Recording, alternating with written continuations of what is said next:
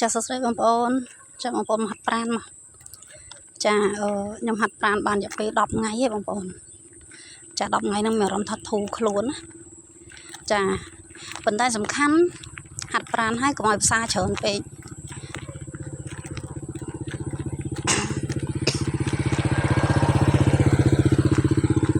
ជាពិសេសពេលយប់បងប្អូនពេលយប់យើងកុំហូបច្រើនហើយយកល្អយើងគួរហូបពីក្បាលប្រឡប់ឲ្យតែថ្មង5ឬក៏5កន្លះអីត្រូវ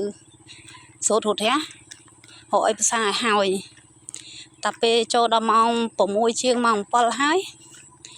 ចាអត់ល្អទេគឺពេលដែលយើងផ្សារបាយឬក៏ផ្សារហាអីច្រើនវាឡើងជាតិស្ករច្រើនអញ្ចឹងធ្វើឲ្យយើងឡើងគីឡូឡើងអីចឹងណាអញ្ចឹងព្យាយាមប្រាណហើយកាត់បន្ថយអាហារហូបតិចចាពេលព្រឹកចាំម៉ោង8អីចាំហូបចាថ្ងៃឡើងហូបបន្តិចទៅហើយអាងាកឡើងហូបតិចទៀតគឺគ្រប់គ្រាន់ហើយបើយើងនៅតែបន្តហូបច្រើនយើងនៅតែបន្តអត់ហាត់ប្រាណទេអត់កើតទេបងប្អូនហើយមន្ទីរពេទ្យឥឡូវអត់មានកន្លែងដាក់អ្នកជំងឺទេ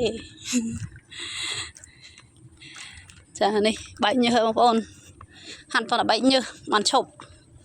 បើដើរហើយអត់តបែកញើសទេបងប្អូនដាក់ទឹកចា3 4ក្អឹកទៅហើយបន្តដើរទៀតគឺបែកញើសហើយចឹងតបែកញើសហើយស្រួលខ្លួនចាធូរដៃធូរជើងអរគុណ